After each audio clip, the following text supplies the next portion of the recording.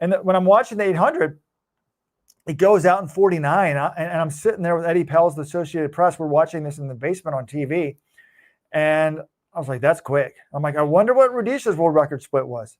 Well, if you're watching NBC, Paul Spongard said, it's 1/100th of a second off the world record. So it was 49-26. And then they hit 600, and I'm like, I wonder what the world record split is. And it was like 1:15.3, but the world record split was like 1:14.3, right? Yeah. So they were a full second off, so it probably it's not going to happen there. But I just love this race. I found myself a number of times, certainly was the case with Rudisha in 2012. I'm like, I feel like Rudisha deserves this. He's been winning everything. He's so good. I felt like Wanyonyi deserves this. He's been winning everything. He's so good, but it's hard to be the rabbit. But he got out super hard. The first 200 was 23.7 or something like that. 23.77. And he was, Arop was right next to him. Arop was 23.76. Technically, he had the lead. But I think this is good. Inside. Super fast 200, relax a little bit from 4, even relax a little bit more to 6, and then just hold them off.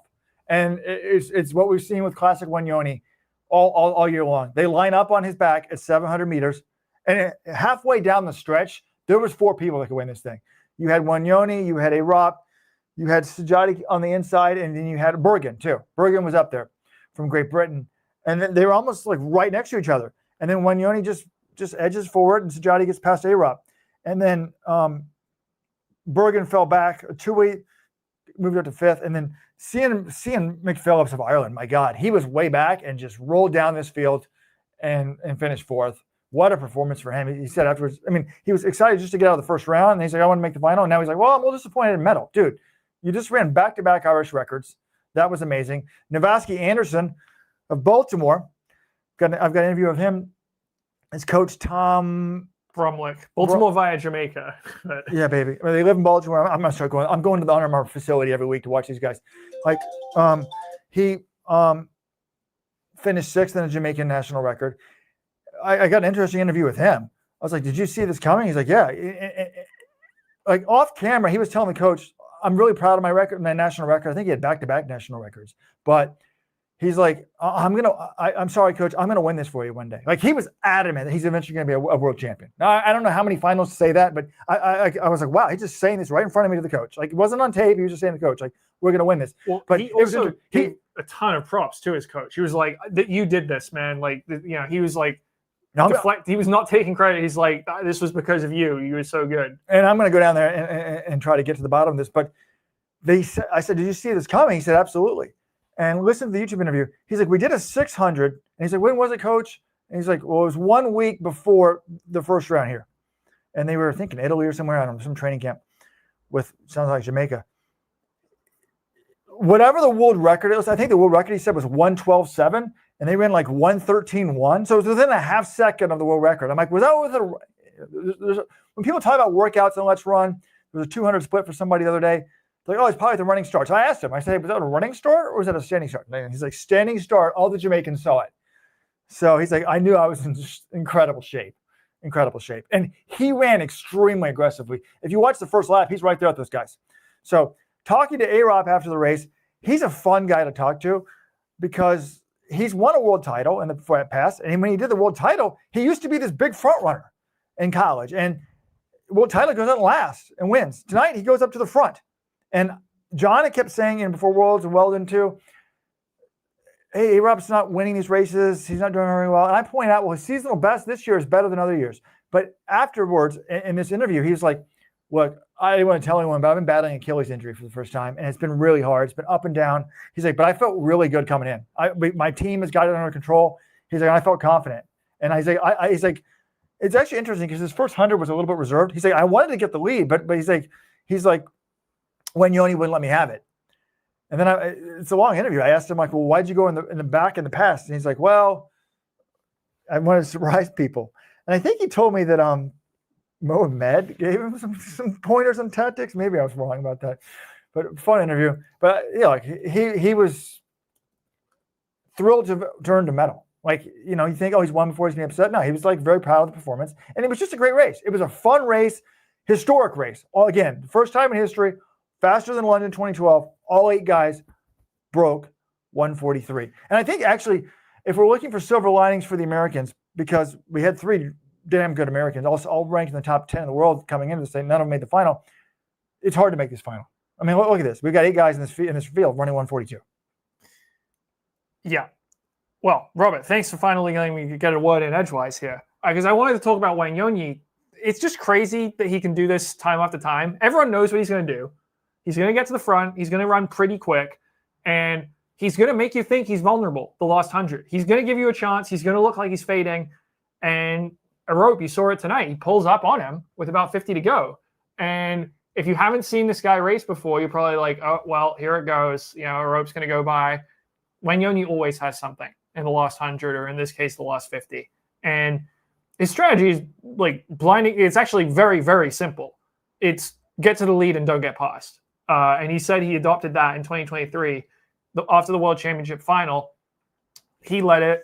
Arop passed him on the second lap and went on to win it. Wanyonyi got silver. After that, Wanyonyi's just like, all right, I just got to get the lead, and anyone tries to pass me, I just fight them off and keep going. It's very simple, and most people can't use that sort of strategy because you have to be basic. You have to be the best in the world to do it. But when you are the best in the world, it can work out. We saw Rudisha do it, and sometimes he wasn't even challenged because he was so much better. Wanyonyi's is better, but it's not like a huge margin. But I do also think there's something to be said for you go out in the lead like Wanyonyi does. You can run the shortest distance. You don't have to worry about like getting out wide and trying to pass people in turns or, tucking in any of that sort of stuff. You just run on the rail the whole time. Now, you are sometimes at the whim of accelerating to match other people's moves and all that stuff, but that's how he runs. Yeah. I thought that he had a nice trip, though. He didn't really have to accelerate. There wasn't a lot of challenge for the moves until the end. So I was, in some ways, it was less complicated, maybe because the first 200 was so fast.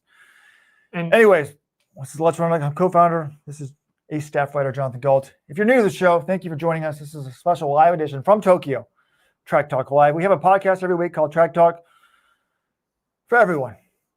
And then every week, once a week, for our Supporters Club members, we have a bonus podcast. Join today, letsrun.com/subscribe. And at Worlds, we have a bonus podcast every single night. This can be in your podcast feed when you wake up. You don't have to catch it live. You don't have to watch it with all those pop-up ads showing up on YouTube. So join the Supporters Club today. And we want to thank AGZ for supporting us here in Tokyo. This is a sleep supplement. Formulated to support your body's natural rhythm, not override it. Easy to absorb ingredients will help you. I wish I brought it with me because, man, it's been tough sleeping 13 hours. And then we're going to be heading back. So tomorrow's the last night. I think it's a little bit earlier. John, is it true? It is a little earlier. So, maybe we can visit one of the famed bars in the Golden Guy or something like that. I'm not sure. That's not going to be good, though, for the East Coast, for the U.S. visitors, because how early is it? Well, I mean, I think it just ends a little earlier. There's fewer events on the schedule. But, Robert, I do one more thing on this men's 800. A couple of people have noted in the comments. Oh, by the way, we'll get to the runoff in a second. That's actually going to be, you get some bonus track in the morning session on Sunday in Tokyo. It's the evening session in the U.S.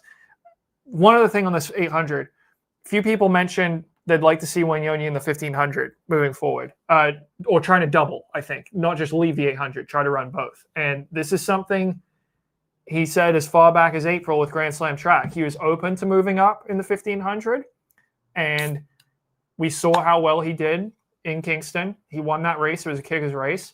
I have to think if he was in the 1500 final in Tokyo, he would have been licking his chops. So no, I wouldn't say anyone can be licking their chops. I mean, Nader's close is pretty sick. I know, but I would love to see Wanyonyi take on the 815 double. He's got the world he's got the world title, he's got the Olympic title. Now it's time to tackle a little more. Let's go 815 in Beijing 2027. And I do think even if Jakob's not in that race, if Wanyonyi's in a 1500 final moving forward, someone's going to be like, I got to take it and get rid of that guy because they're not going to want him hanging around. Well, I don't agree with that. Did you watch the 5,000 today and the women's 5,000? Nobody took it. I was actually surprised. No, but that. I think they just deferred. I think they just kind of acknowledged Chibet and Kipyega, and you can't beat them. So if they're not going to take it, like I was kind of surprised that Agnes and Gedich didn't take it. I mean, what are these people doing? I guess they're hoping they can outkick Kelly for third. Like I was just like, if you don't have a sick kick, like why are you letting it go this slow? So I was surprised that someone didn't push it. But we're probably gonna have that problem in the 5,000. These like you're seeing it in so many events now. It's like